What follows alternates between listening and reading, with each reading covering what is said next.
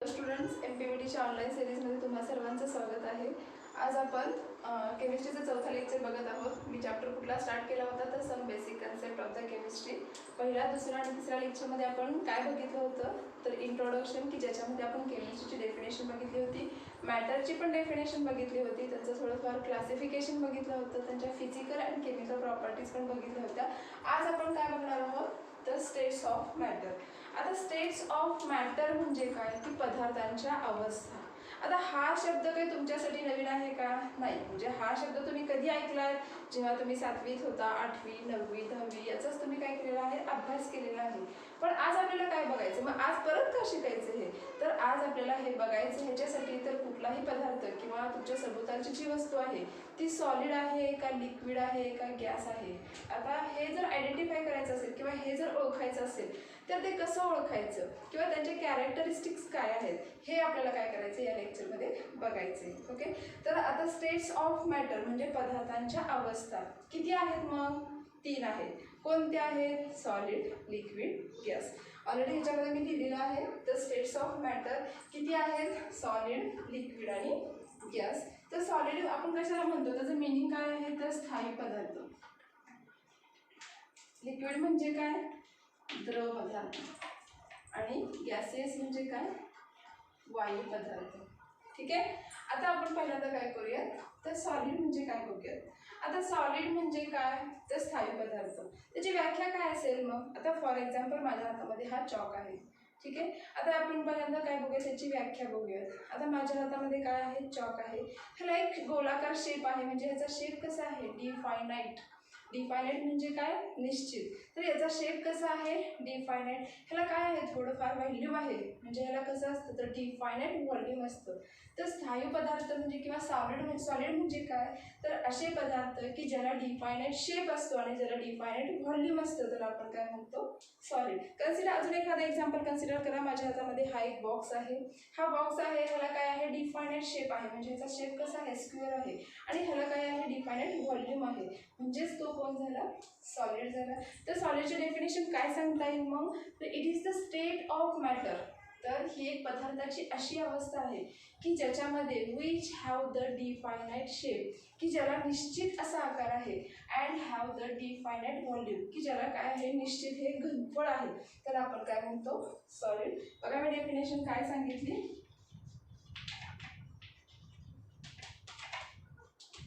It is the state of matter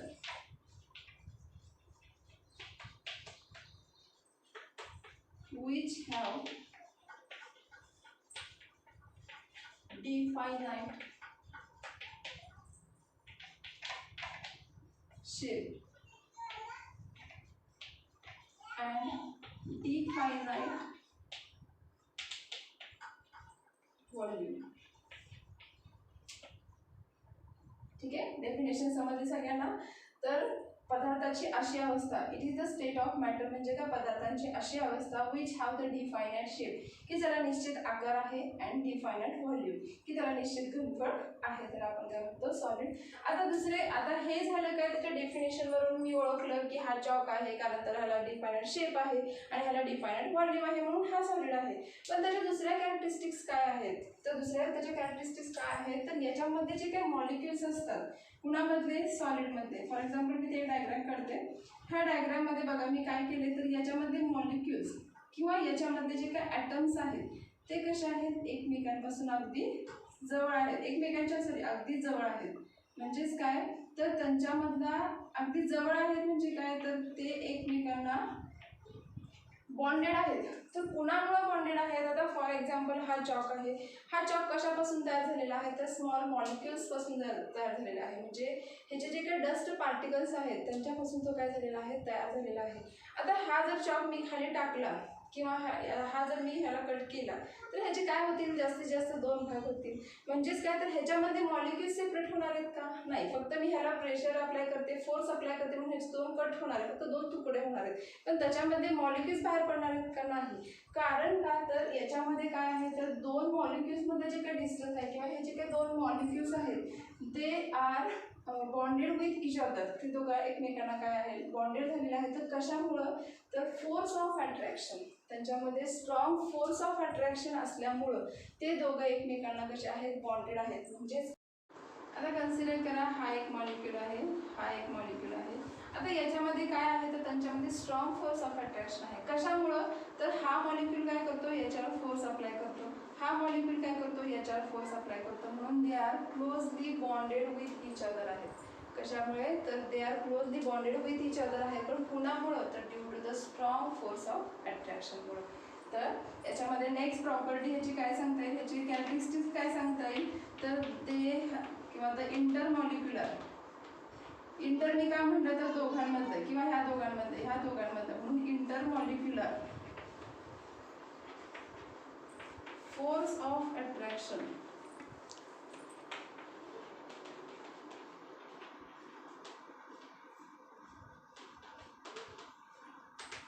is strong. तर त्याच्यामध्ये intermolecular force of attraction कसं आहे, स्ट्रॉंग आहे. ही त्याची एक कॅरेक्टरिस्टिक झाली. सेकंड कॅरेक्टरिस्टिक ह्याची काय आहे, तर ते कसे असतात तर नॉन कॉम्प्रेसिबल असतात. ते कसे असतात, नॉन कॉम्प्रेसिबल. आता त्याच्या आधी बघूयात आपण कॉम्प्रेसिबल म्हणजे काय. आता फॉर एक्झाम्पल माझ्या हातामध्ये हा चॉक आहे, ह्या चॉकला मी काय केलं, प्रेस केलं म्हणजे काय, मी ह्याला दोन्हीकडून काय केलं, फोर्स अप्लाय केला. तर हा प्रेस केल्यानंतर याच्या शेपमध्ये काही फरक पडतोय का तुम्हाला, किंवा मी एक लाकडी ठोकळा घेतला आणि त्याला मी दोन्ही साईडनं काय केलंय, फोर्स अप्लाय केलं, त्याच्यावर काय चेंज होणार आहे का, किंवा त्याचा शेप बदलणार आहे का, नाही. तर म्हणजे ते कसे आहेत, तर नॉन कॉम्प्रेसिबल आहेत. नॉन कॉम्प्रेसिबल का, तर त्यांच्या शेपमध्ये कसलाही बदल होत नाही. म्हणून ह्याची नेक्स्ट कॅरेक्टरिस्टिक काय आहे, तर दे आर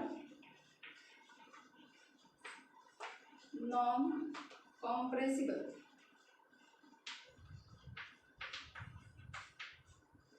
ठीक आहे. आता बघूयात नेक्स्ट कॅरेक्टरिस्टिक ह्याची काय आहे, तर दे आर नॉन डिफ्युजिबल. बघा मी काय सांगते, तर डिफ्युजिबल म्हणजे काय, तर पसरणे. नॉन डिफ्युजिबल म्हणजे काय, तर ते पसरत नाही. आता का पसरत नाही, आता समजा हा चॉक आहे, मी ह्या चॉकला काय केलं, समजा खाली टाकून दिलं, तर काय होईल, याचे जास्तीत जास्त 2 तुकडे होते. पण त्याच्यामध्ये मॉलिक्यूल सगळीकडे ह्या रूममध्ये पसरणार आहेत का, नाही. म्हणजे तो कसा आहे, तर दे आर नॉन डिफ्युजिबल आहेत. ओके. तर नेक्स्ट कॅरेक्टरिस्टिक ह्याची काय आहे, दे आर नॉन डिफ्युजिबल. डिफ्युजिबल म्हणजे काय, पसरणे, आणि नॉन डिफ्युजिबल म्हणजे काय, पसरत नाहीत. ठीक आहे. तर ह्याचे एक्झाम्पल काय सांगता येईल, मग एक्झाम्पल याचं काय आहे, टेबल, चेअर, चॉक, हे त्याचे काय झाले, एक्झाम्पल्स झाले. तर बघा मी काय काय सांगितलं, सॉलिड म्हणजे काय, तर स्थायू पदार्थ. डेफिनेशन काय त्याची, the state of matter which have the definite shape and definite volume. तर पदार्थाची अशी अवस्था की ज्याला काय आहे, डिफायनेट शेप आहे आणि त्याचा डिफायनेट व्हॉल्यूम पण आहे, त्याला आपण काय म्हणतो, सॉलिड.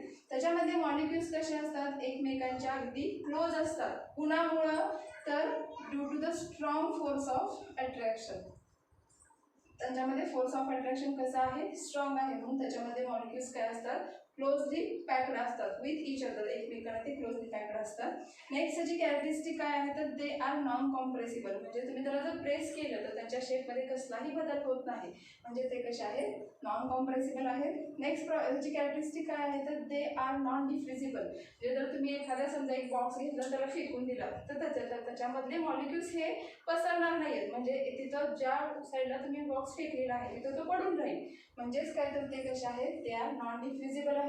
फॉर एक्झाम्पल्स काय आहेत त्याचे, तर टेबल असेल, चेअर असेल, चॉक असतील, हे सगळे काय आहेत, एक्झाम्पल्स आहेत त्याचे. किंवा तुमच्या सभोवतालमध्ये जे काही सॉलिड आहेत ते सगळे काय आहेत, तर सॉलिड्सचे एक्झाम्पल आहे. सॉरी. नेक्स्ट काय बघायचं आपल्याला, लिक्विड. आता लिक्विड म्हणजे काय, द्रव पदार्थ. आता लिक्विड म्हणजे आता फॉर एक्झाम्पल पाणी हे काय आहे, लिक्विड आहे. कशावरून, तर ज्याच्यामध्ये त्याची व्याख्या काय आहे की ज्याच्यामध्ये डिफायनाइट शेप नसतो. आता लिक्विडला तुम्हाला कधी दिसलाय का पाण्याला असा गोलाकार आकार आहे किंवा त्याला चौकोन आकार आहे? नाही. म्हणजे ज्या भांड्यामध्ये तुम्ही काय करताय पाणी ओतताय त्या भांड्याचा तो काय करतो आकार धारण करतो किंवा तो काय करतो आकार सगळी जे काय तो जागा व्यापतो आणि त्याला व्हॅल्यूम असतं. बट म्हणजेच काय तर ज्याला डिफायनाइट शेप असतो पण त्याला ज्याला डिफायनाइट शेप नसतो पण ज्याला डिफायनाइट व्हॉल्यूम हे असतं त्याला आपण काय म्हणतो लिक्विड. बघा मी डेफिनेशन काय सांगते तर it is the state of matter. ही एक पदार्थाची अशी अवस्था आहे की ज्याला डिफायनाइट शेप हा नसतो म्हणजे which do not have the definite shape but have the definite volume. की ज्याला व्हॉल्यूम हे त्याचं कसं असतं तर त्याचं व्हॉल्यूम हे फिक्स्ड असतं तर आपण काय म्हणतो लिक्विड. फॉर एक्झाम्पल मी तुम्हाला मगाशी सांगितलं होतं तर एखादं समजा मी पाणी घेतलं पाणी हे ग्लासमध्ये जर घेतलं तर त्या ग्लासचा आकार काय होतो त्या पाण्याला मिळतो म्हणून त्याला काय आहे डिफायनाइट शेप हा नाही आहे. पण त्याला ज्यावेळेस तुम्ही त्या ग्लासमध्ये पाणी ओतताय त्याला काय होतं व्हॉल्यूम येतं म्हणजेच काय त्याला आहे डिफायनाइट व्हॉल्यूम आहे. तर याची डेफिनेशन काय आहे तर it is the state of matter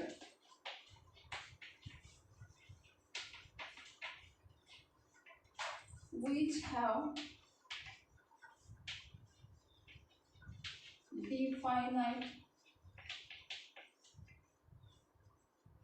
definite volume but do not have definite shape.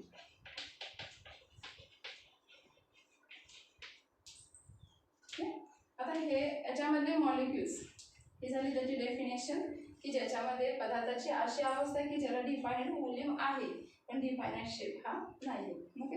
आता याच्यामध्ये मॉलिक्युल्स कसे असतात एकमेकांपासून थोड्याफार अंतरावर असतात. ते मी डायग्रामॅटिकली दाखवते. तर ही एक डायग्राम आहे की ज्याच्यामध्ये लिक्विड मॉलिक्युल्स काय आहेत एकमेकांपासून थोड्याफार अंतरावर आहेत. आता ते का आहेत एकमेकांपासून थोड्याफार अंतरावर का आहे तर त्यांच्यामधला जो काही फोर्स ऑफ अट्रॅक्शन असतो तो कसा असतो वीक असतो. तर due to the weak force of attraction they are away from each other. तर ते एकमेकांपासून काय असतात थोडेफार लांब असतात.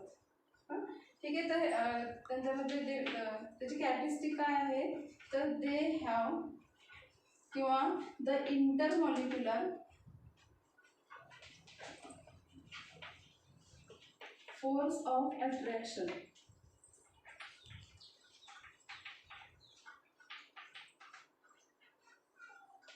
is weak. Force of attraction कसा असतो वीक असतो म्हणून त्याच्यामध्ये मॉलिक्युल्स हे काय असतात एकमेकांपासून थोड्याफार जास्त नाही पण थोड्याफार अंतरावर काय असतात लांब असतात. नेक्स्ट याची कॅरेक्टरिस्टिक काय आहे तर दे आर नॉन कॉम्प्रेसिबल. हे सुद्धा कसे असतात तर नॉन कॉम्प्रेसिबल असतात. त्याचं रिझन काय बघा. आता फॉर एक्झाम्पल एक हा काय आहे सिलेंडर आहे. कन्सिडर करा हा सिलेंडर आहे. त्या सिलेंडरला मी काय केलेलं आहे पिस्टन जोडलेला आहे. पिस्टन म्हणजे काय दट्ट्या म्हणतो आपण त्याला. तर हा पिस्टन हा काय आहे पिस्टन आहे. इथे आपण काय केलेलं आहे त्या सिलेंडरमध्ये पूर्णपणे पाणी आपण काय केलेलं आहे भरलेलं आहे. आता जर समजा या पिस्टनला मी या साईडनं जर फोर्स अप्लाय केला जर या पिस्टनला या जो काही सिलेंडर आहे हा सिलेंडरला आपण काय जोडलेला आहे पिस्टन जोडलेला आहे. जर समजा या साईडनं मी ह्याच्यावर फोर्स अप्लाय केला तर त्याच्यामध्ये काय होणार आहे का फरक म्हणजे हा पाणी आतमध्ये दाबलं जाणार आहे का नाही. म्हणजे ते कसे आहेत नॉन कॉम्प्रेसिबल. अजून एखादं एक्झाम्पल बघूया. तुम्ही जर समजा पिचकारी बघितली असेल रंगपंचमीची माझ्याकडे ही आहे पिचकारी. आता या पिचकारीमध्ये मी काय केलेलं आहे पाणी भरलेलं आहे. आता याच्यामध्ये बघा आता हा साईड म्हणजे कोण आहे सिलेंडर आहे. हा साईड म्हणजे कोण आहे पिस्टन आहे. आता ह्या साईडचं जे काय होल आहे की ह्याच्यामध्ये मी काय केलेलं आहे ह्याला पूर्णपणे क्लोज केलेलं आहे. ह्याला मी बंद केलेलं आहे. आता ह्याच्यामध्ये मी काय केलेलं आहे ह्या सिलेंडरमध्ये पाणी भरलेलं आहे आणि इकडून मी काय करते फोर्स अप्लाय करते. बघा फोर्स अप्लाय केलं तरी सुद्धा ते काय होत नाही आतमध्ये जात नाही किंवा ते कॉम्प्रेस होत नाहीये. म्हणजेच काय असतं तर सगळे लिक्विड्स कसे असतात नॉन कॉम्प्रेसिबल असतात. तर नेक्स्ट याची कॅरेक्टरिस्टिक काय आहे तर they R non compressible.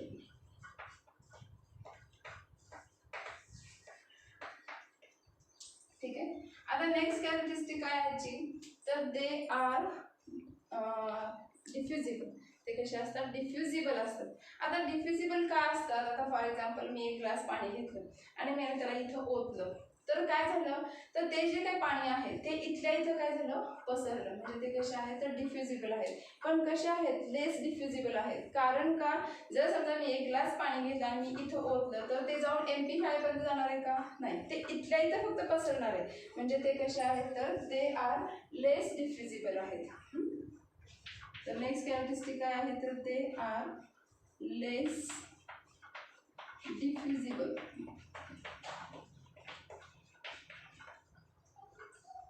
For example काय सांगता येईल मग, वॉटर असेल,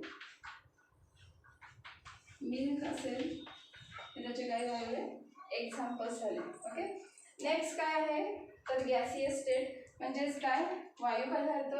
तर याच्यामध्ये गॅसियस म्हणजे काय, आता तुम्ही आता हवा बघता, हवेला तुम्हाला शेप दिसतो का रे, नाही, त्याला व्हॉल्यूम आहे का, नाही. म्हणजेच काय, तर गॅसियस स्टेट म्हणजे काय, तर it is the state of matter. तर गॅसियस स्टेट म्हणजे काय, तर it is the state of matter which do not have the defined shape. तर ही एक पदार्थाची अशी अवस्था आहे की ज्याच्यामध्ये त्याला डिफाइनाइट शेप नाहीये आणि डिफाइनाइट व्हॉल्यूम ही नाही, त्याला आपण काय म्हणतो, गॅसियस स्टेट. बघा डेफिनेशन काय आहे, तर it is the state of matter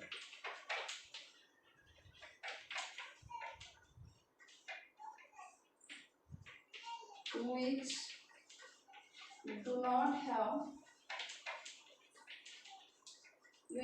not have definite shape and do not have definite volume. ठीक आहे, तर ज्याला डिफाइनेड शेपही नसतो, ज्याला डिफाइनेड व्हॉल्यूमही नसतं, त्याला आपण काय म्हणतो, गॅसियस स्टेट. आता याच्यामधले मॉलिक्युल्स कसे असतात, एकमेकांपासून लांब असतात. तर याच्यामध्ये सुद्धा काय असतात, एकमेकांपासून पण लांब असतात. पण याच्यामध्ये मॉलिक्युल्स काय असतं, तर एक समजा इथं असेल तर दुसरा इथं असतो, तिसरा इथं असतो. म्हणजे समजा एक मॉलिक्युल इथं असेल तर दुसरा इथं असतो, तिसरा खाली असतो. म्हणजे एकमेकांपासून काय असतात, तर फार लांब असतात. तर याच्यामधलं आता मॉलिक्युल्स हे नाम आहे, म्हणजे इंटरमॉलिक्युलर फोर्स ऑफ अट्रॅक्शन कसं असणार आहे, वीक असणार आहे. तर याच्यामधलं काय आहे, the intermolecular force of attraction is weak. ते कसं असणार आहे, इंटरमॉलिक्युलर फोर्स ऑफ अट्रॅक्शन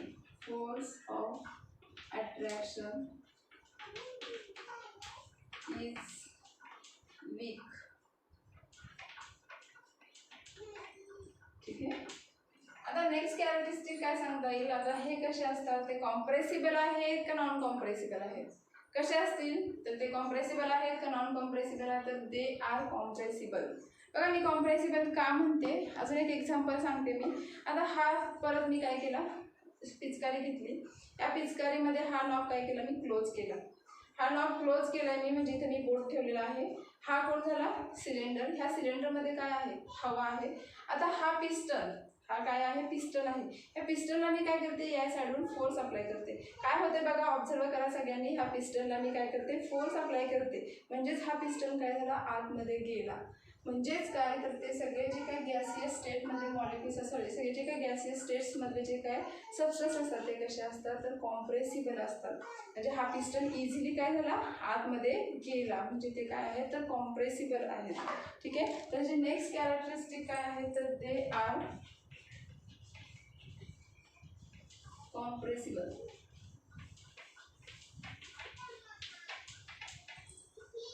आता नेक्स्ट पुढे काय आहे बघा, तर इथे मी लिक्विडमध्ये काय लिहिलेलं आहे, दे आर लेस डिफ्युजिबल. आता हे डिफ्युजिबल असतात का, डिफ्युजिबल म्हणजे मी मगाशी सांगितलं तुम्हाला, डिफ्युजिबल म्हणजे काय, पसरणे. फॉर एक्झाम्पल कन्सिडर करा डीओची बॉटल. आता डीओची बॉटल जर मी स्प्रे केली तर काय होईल, तर या रूममधून, म्हणजे त्याचा वास या रूममध्ये तर पसरेल, या रूममधून बाजूच्या रूममध्ये सुद्धा त्याचा वास येईल. म्हणजेच काय, तर दे आर डिफ्युजिबल असतात. तर डिफ्युजिबल नुसते नाही, तर दे आर हायली डिफ्युजिबल असतात. तर नेक्स्ट ह्याची कॅरेक्टरिस्टिक काय आहे, तर दे आर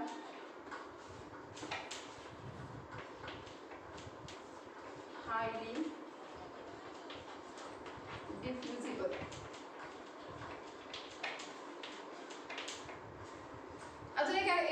एखादा एक्झाम्पल कन्सिडर करा. तर तुमच्या आईने किचनमध्ये काय केलेली आहे, छान अशी भाजी केलेली आहे आणि तुम्ही एका बेडरूममध्ये बसलेला आहात. तर तुम्हाला काय होतं, फोडणी टाकल्यानंतर लगेच वास येतो.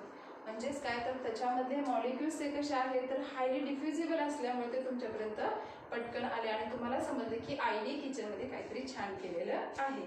हे एक्झाम्पल झालं कशाचं, तर डिफ्युजिबलचं. ओके. आता फॉर एक्झाम्पल काय सांगता येईल, गॅसियस मॉलिक्युल्स म्हणजे कुठले, फॉर एक्झाम्पल हायड्रोजन असेल, ऑक्सिजन असेल, क्लोरीन असेल, हे सगळे काय झाले याचे एक्झाम्पल्स झाले. तर हा झाला पॉईंट कुठला, तर स्टेट्स ऑफ मॅटर, की ज्याच्यामध्ये मी हा सॉलिड, हा लिक्विड स्टेट आणि गॅसियस स्टेट हे तिन्ही पण काय केलेले आहेत, एक्सप्लेन केलेले आहेत.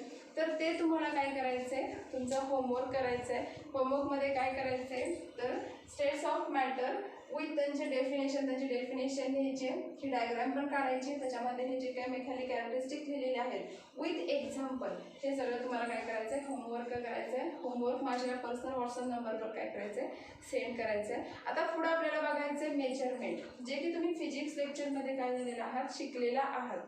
पण उद्या आपण काय करूयात, हा मेजरमेंटबद्दल शिकूयात. आजचं लेक्चर मी इथेच थांबवते. Thank you so much.